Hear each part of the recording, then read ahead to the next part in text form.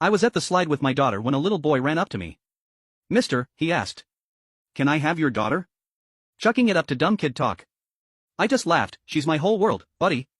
Can't just give her away." He looked me dead in the eye. "So what if she died? Would you be sad?" Then I scooped up my daughter, feeling a cold dread crawl up my spine. I'd never seen this kid before. This playground was a community project. I knew pretty much every little brat who came to play here. My gut screamed that this kid was a scout for some scumbag kidnapper. I got my daughter the hell out of there. Back home, I laid down the law. Stay away from that playground for a while. Don't go near that boy, and for fuck's sake, don't take any candy from him or go anywhere with him. My daughter just nodded, her eyes wide. A few days later, my daughter drops a bombshell. She saw the boy leading the daughter of the woman who runs the bakery across the street away somewhere. She thought about following, but she remembered what I said and chickened out. The bakery is run by a single mom named Hannah and her 4-year-old Katie. She's divorced and everyone in the neighborhood knows she has it tough. So we all try to look out for her. I immediately called Hannah, but the call went straight to voicemail. She must have been out on a cake delivery. About an hour and a half later, Hannah burst into my diner like a goddamn hurricane. Wild-eyed and frantic, she grabbed my daughter by the shoulders. "Where's Katie? Tell me." My daughter was so scared she could barely speak. I told Hannah to call 911 right away, then went with her to search. But the trail went cold the second they crossed the main road. The cops were on it fast. Using my description and footage from nearby security cameras, they found the boy that same night. His name was Leo. Leo swore up and down he hadn't taken Katie. His parents backed him up, flying through their teeth that their son had been home all day. The cops showed them the surveillance footage, blowing their bullshit story to pieces. That's when Leo, the little shit, finally mumbled, "I'm not 12 yet. So I don't have to go to jail, right?" Leo led us to a derelict construction site nearby, and pointed to a small freshly dug pit in the ground. "She's in there." The cops dug away the loose dirt and found a styrofoam cooler, kind you get from Amazon deliveries. They pried the lid open. Katie was crammed inside, curled into a ball, her eyes were wide open, her mouth slightly agape, her face a mask of pure terror. Hannah just fucking broke. She lunged at Leo, trying to tear him apart, but the cops managed to hold her back. The police had Leo recount the whole thing. His clarity, his step-by-step logic sent a fucking icicle through my heart. Leo said he found the pit at the construction site and got the idea to bury something alive in it. First he tried a stray cat, but it scratched its way out. Immediately a failure, so Leo switched his target to a kid. But the hole was too small, so the little psychopath tied 2 shoelaces together to measure the pit's dimensions. Whenever he found a potential target, he'd measure them with the shoelace first before trying to snatch them. He also said he only picked little girls. They were easier to control. And he added, their bodies are softer, easier to fold. "Did you kill her first, then put her in?" one of the cops asked. His voice tight. Leo shook his head. "I had her lie down in it herself. He'd set up a sick game. First, he had Katie lie down in a couple of big cardboard boxes and gave her chocolates, making her think it was all for fun. Then he told her to get into the styrofoam cooler he placed in the pit. Katie, trusting him completely, did it without a second thought. Once she was in, I put the wooden board over the top, stacked a few bricks on it and started burying it. Leo said Katie started struggling, so he jumped on top of the board and stomped on it a few times until she stopped moving. Hannah didn't even make it through the whole story. Before she collapsed, the cops rushed her to the hospital. I overheard one of the veteran cops muttering, "Jesus fucking Christ, all my years on the force, I've never seen an animal like this. If his parents weren't here, I'd beat the shit out of this little fucker myself." Once word got out about what happened to Katie, the whole neighborhood was up in arms. People kept coming to me asking for Leo's address, wanting to get some payback for Hannah. But the law protects the privacy of juvenile offenders. The cops made it crystal clear. If I leaked any of Leo's personal information, I'd be held liable. A few days later, Anna came to my diner sobbing. The dough was dropping the case. The reason, Leo was under 12. No criminal liability. The police had no choice but to close the case according to the law. I was fucking speechless. Leo murdered a child, and he wouldn't even see the inside of a courtroom, let alone a jail cell. What kind of justice is that? The cop said, even if I sue, the prosecutor won't take the case. The most I can do is file a civil suit for damages against his parents. But what amount of money can bring my daughter back? Oh, who can give me justice for her? Hannah cried so hard it looked like her eyes were bleeding. To make matters a million times worse, Leo's parents wouldn't even apologize. They just stopped answering Hannah's calls. Even when the police tried to mediate, they just said they were busy. No time to deal with her, my wife. Her, heartbreaking for Hannah. Made her some soup, we're all mothers. She said softly, some things happen and there's nothing anyone can do. You're still young, you can meet someone. Have another baby, think of it as Katie coming back to you. Hannah's voice was a raw whisper. Can't get over it, every time I close my eyes. I hear her crying, telling me she can't rest in peace. My heart feels like it's been stabbed 100 fucking times. We're all parents, we felt her pain in our bones. We convinced her to at least claim Katie's body. And arrange the funeral, we could think about lawsuits later. The wake was held in her bakery. All the neighbors came. It was just an endless loop of empty condolences. Hannah cried until she had nothing left. Numb to everything, during the gathering, Frank from the barbecue joint said that maybe Hannah should have been more careful. And a bunch of the women fucking eviscerated him. Why don't you try watching a kid for one day? You asshole? You think we don't have to eat or piss big? Tony the butcher chain smoked. His face grim, if this happened to my kid. I got that little bastard myself jail. Time be damned, it's a damn shame. A good woman like Hannah doesn't have a man to go to bat for her. Hannah doesn't have much family. So my wife and I helped out where we could. My daughter Lily was playing near the door. I called her over, telling her not to wander off. She just nodded silently, I thought that was weird. Usually she'd argue back, today she was a perfect little angel. Then she grinned and my blood ran cold. I saw the chocolate smeared on her teeth. We banned her from sweets because of her cavities. Did Hannah give you that? She shook her head. A boy gave it to me, what boy? The one who took Katie, he said. Katie didn't finish, these wave of pure cold terror washed over me. I immediately handed Lily to my wife and told her. Watch her, don't let her out of your sight for a single fucking second. I got a few guys together and we searched the area. But there was no sign of Leo. The little shit had vanished. The more I thought about it, the more I panicked. If Leo had just grabbed my daughter instead. Found another little ditch and buried her, too. I absolutely could not let that happen. That night, I secretly told Hannah that Leo had approached my daughter. Her eyes blazed with fury. She grabbed my arm, her nails digging in. Next time you tell me sooner. I'll kill him, myself. I looked at the black and white photo of Katie. Her little toothy smile frozen in time. I made a decision, do you really want revenge? I asked quietly. I have a way and I can make sure you don't go to jail for it. Hannah didn't hesitate for a second. She agreed, so I had my daughter play outside like normal. While Hannah and I took turns watching from the shadows. Waiting for Leo, we kept this up for almost a month. Finally, I saw him. The sneaky little fuck lurking around the playground again. I called Lily, told her to head home now. Just as I predicted, Leo started following her. I was right behind him in my van on a street with no cameras. I snatched him, I took him to the warehouse behind Hannah's bakery. She was waiting, a photo of Katie on a small table. With a stick of incense burning in front of it. It's okay, sweetie. She whispered to the photo. Mommy's going to help you rest now. Leo was crying and struggling. Ma'am. I'm just a kid, how can you hurt a kid? Part 1, The Monster in the Box. The warehouse smelled of stale flour and old grease, a scent that used to mean morning pastries but now smelled like a tomb. I locked the heavy steel door behind me, sliding the bolt home with a finality that echoed in the cavernous space. Leo was zip-tied to a chair in the center of the room. The moment the lock clicked, his sobbing ceased instantly. It was like flipping a switch. The tears, the snot, the trembling lip, it all evaporated, replaced by a look of bored annoyance. He looked around the dusty room, his eyes landing on Hannah, then on the burning incense, and finally on me. Kidnapping is a felony, Leo said. His voice wasn't shrill anymore, it was flat, conversational. My dad's lawyer is going to eat you alive, you know that, right? I'm 11, I'm a minor, you're adults, you're fucked. Hannah was shaking, she held a heavy rolling pin in her hand, her knuckles white. Shut up, she whispered, shut your mouth. Or what? Leo sneered, you gonna hit me?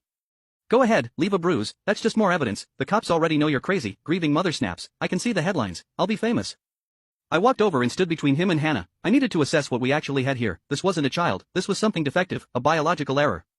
You're not going to be famous, Leo, I said, keeping my voice low, because nobody is going to find you. Leo laughed, it was a dry, hacking sound. My parents have GPS on my phone, they know exactly where I am. Your phone is in the back of a garbage truck headed for the interstate. I lied, it was actually at the bottom of the fry oil drum in my diner, battered and deep-fried into oblivion, but he didn't need to know that, and we aren't going to hurt you, not the way you think. Hannah stepped forward, her eyes burning. I want him to hurt, I want him to feel every second of what Katie felt. She didn't feel much, Leo said casually, looking at his fingernails. The dirt is heavy, you know? It presses on your chest, you can't really scream because the dirt gets in your mouth. It's mostly just quiet, peaceful, really. Hannah let out a strangled shriek and lunged. I caught her around the waist, hauling her back as she swung the rolling pin, missing Leo's head by an inch. The wood cracked against the back of the chair. Let me go, she screamed, thrashing against me, let me kill him. Leo didn't flinch, he didn't even blink, he just watched Hannah with a clinical curiosity, like a scientist observing a rat in a maze. See? Leo said to me, she's unstable, you should probably let me go before she does something you both regret. If you let me go now, I might not tell the cops about the kidnapping, I'll just say I got lost. I dragged Hannah back to a stack of flour sacks and sat her down. Breathe, I commanded, remember the plan, if you kill him now, it's over, you go to jail, and he wins, he dies a victim. Do you want him to die a victim? Hannah shook her head, tears streaming down her face. No, I want him to pay. I turned back to Leo, I grabbed a metal bucket from the corner and placed it upside down in front of him, sitting on it so our faces were level. Here is the situation, Leo, I said, the law says you can't be touched, the law says you're a child, but we both know you aren't a child, you're a predator, and predators don't get rights. I'm bored, Leo sighed, can I have some water? No. I reached into my bag and pulled out a roll of heavy-duty duct tape and a box cutter. Leo's eyes flickered to the blade, a tiny spark of genuine concern? No, just calculation. You asked me if I wanted revenge, Hannah said, her voice trembling but gaining strength. You said you had a way. I do. I stood up. Leo likes boxes, doesn't he? He likes putting things in small spaces. I walked to the corner where Hannah kept the large shipping supplies. I dragged over a styrofoam cooler. It was identical to the one the police had dug out of the ground. The sight of it made the air leave the room. Leo stared at the white box. For the first time, the smirk faltered. That's too small for me, he said. We can make you fit, I said coldly. You said their bodies are softer, easier to fold. I wonder if yours is. I'm not getting in that. You don't have a choice. I didn't force him in, not yet. Instead, I taped his legs to the chair legs, I taped his arms to the armrests, then I taped his mouth. The sudden silence was heavy, his eyes were wide now, darting between me and the cooler.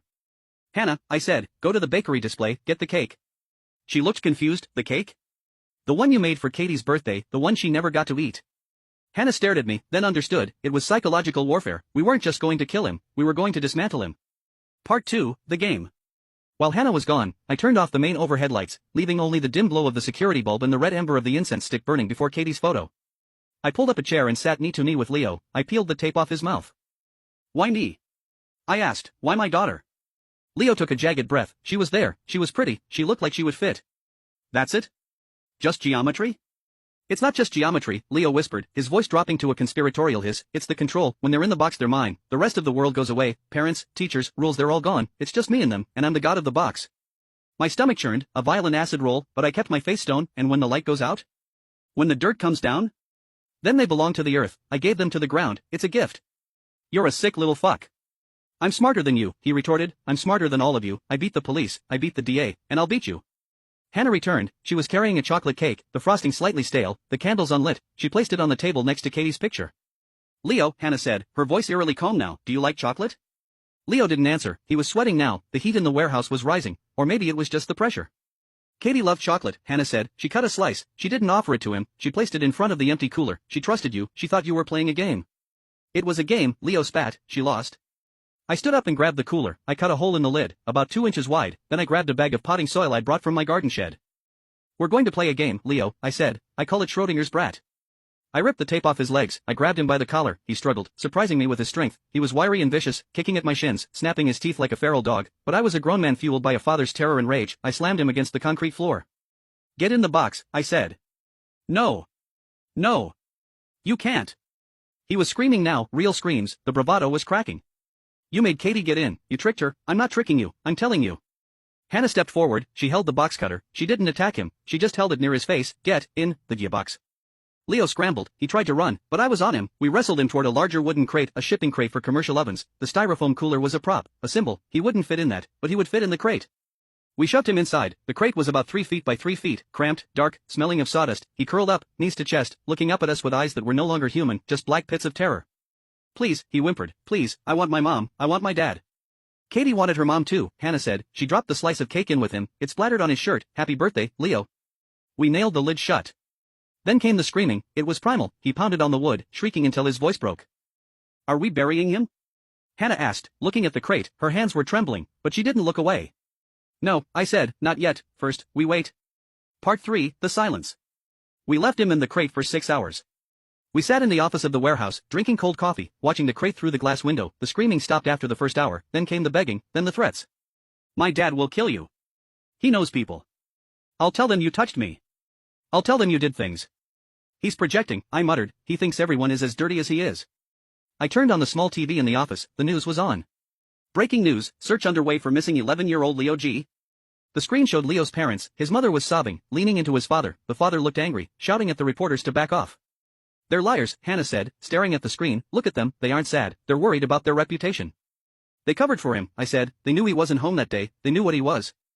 I picked up my phone. I had a burner app installed. I dialed the number on the screen, the tip line. "Police tip line," a voice answered. "I saw the boy," I said, disguising my voice with a gravelly rasp. "Leo?" "Where?" "Who is this?"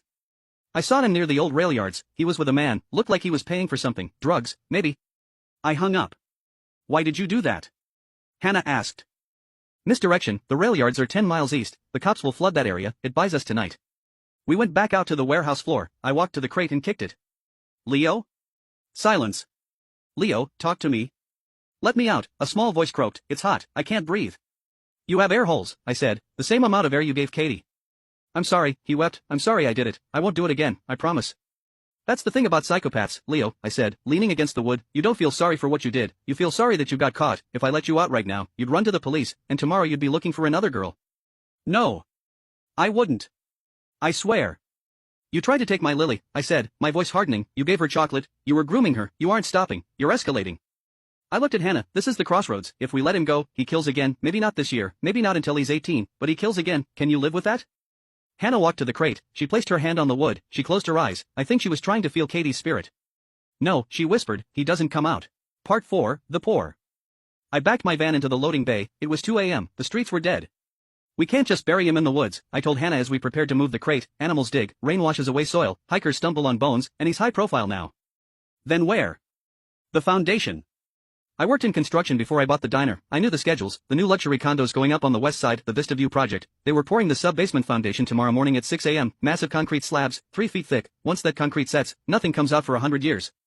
But we had a problem. We couldn't transport the crate like this. He was making noise again. I grabbed the drill. "What are you doing?" Hannah asked, stepping back. "Sedation," I said grimly. I didn't use the drill on him. I used a canister of etherite sourced from an old mechanic buddy. I drilled a small hole in the side of the crate, inserted a tube, and sprayed. The coughing inside became frantic, then slowed, then stopped. "Is he dead?" "Just asleep. We have maybe 2 hours." We hoisted the crate into the back of my van. It was heavy with the weight of a boy and the weight of our sins.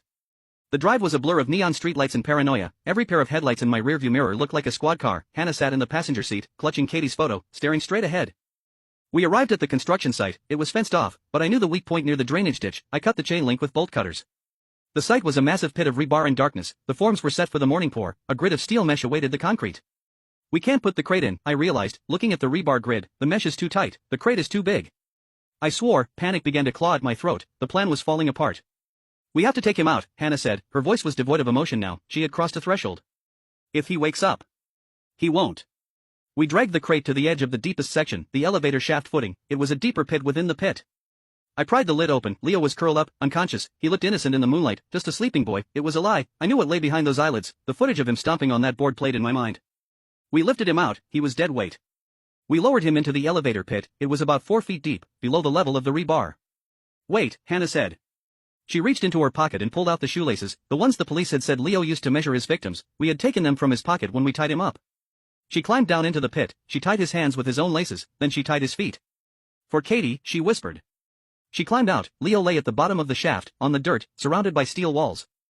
"The concrete comes in 4 hours," I said. "He might wake up before then." "Let him," Hannah said cold-heartedly. "Let him wake up and see the walls. Let him look up and see the sky one last time. Let him know nobody is coming." We covered him with a layer of heavy tarp and threw some loose rebar over it to hold it down, so the workers wouldn't see him when they started the pour. Part 5, The Concrete Solution. We were back at the diner by 4 a.m. We scrubbed the van. We burned the crate in the bakery's industrial oven, piece by piece. At 7 a.m., I opened the diner. My hands were steady, which terrified me. I flipped pancakes. I poured coffee. At 8 a.m., the news reported that the search for Leo was expanding to the state lines. They thought he'd been abducted by a trafficking ring. At 9 a.m., I drove past the construction site. The cement mixers were there, huge, rotating drums churning gray sludge. I watched from a distance as the chutes extended. I saw the gray wave pour into the elevator shaft, tons of it, wet, heavy, permanent. I imagined Leo down there. Had he woken up? Had he screamed against the tarp? Or had the ether kept him under until the weight crushed the breath from his lungs? I didn't feel joy. I didn't feel triumph. I felt a cold, hollow emptiness. But when I thought of my daughter, Lily, safe at home, the emptiness felt necessary. Part 6, The Aftermath. 3 months passed. The police investigation went cold. Leo's parents went on TV a few more times, accusing the police of incompetence, accusing the neighborhood of hiding something, but they had no proof, just a missing boy who had vanished into thin air. The neighborhood changed, the tension lifted, people started letting their kids play outside again. Hannah reopened the bakery. She was thinner, paler, but she wasn't a ghost anymore. She smiled sometimes. One rainy Tuesday, Leo's father walked into my diner. He looked like hell, unshaven, smelling of whiskey. He sat at the counter. The place went quiet. "Coffee," he grunted. I poured it. "You know something," he said, not looking at me. "I know you people, you stick together. That Baker bitch, she knows something." I wiped the counter, looking him dead in the eye. "Careful, Frank, you're talking about a grieving mother." "My son is gone," he slammed his fist on the counter. "My son." "Your son," I said, leaning in close, my voice a whisper, "was a monster, and you knew it. You covered for him when he killed Katie. You sealed his fate the moment you lied to the police." He stared at me, his eyes widening. He saw something in my face, the absolute lack of remorse. "You," he stammered, "you did it." "I made you a burger," I said loudly, stepping back as other customers looked over. "You want fries with that?" He stood up, backing away. "I'm going to the cops, I'm telling them." "Tell them what?" I asked. "That you have a hunch?" "Go ahead, they'll ask you about the shoelaces again, they'll ask you about the styrofoam cooler." He fled the diner. He never went to the cops. He knew that if he pulled that thread, his own complicity in Katie's death would come out. He and his wife moved away 2 weeks later. Epilogue, The Foundation. A year later, the Vista View condos opened. It was a high-end building, expensive, polished, beautiful. Hannah and I went to the opening ceremony. We stood in the lobby, dressed in our Sunday best. The floor was polished marble, gleaming under the crystal chandeliers. People were drinking champagne, laughing, talking about real estate values. Hannah walked over to the bank of elevators. She pressed the button. The doors slid open with a soft chime. She stared into the empty car. She knew what was 5 feet below the floor of that shaft. She knew that every time this elevator went up and down, it was riding on the back of the monster. She reached out and touched the metal frame. "Rest in peace, Katie," she whispered. She turned to me. For the first time since the day in the warehouse, her eyes were clear. The red rim of madness was gone. "Thank you," she said. "It's done," I said. I went home that night and hugged Lily. I held her tighter than usual. "Dad, you're squishing me," she laughed. "Sorry, kiddo," I said, burying my face in her hair. "Just glad you're here." I looked out the window at the city skyline. The lights of the new condo building twinkled in the distance, a beacon, a tomb. I am a murderer, I know that. When I die, I'll probably go to the same hell Leo was in. But until then? My daughter is safe, the neighborhood is safe. And I can live with the silence.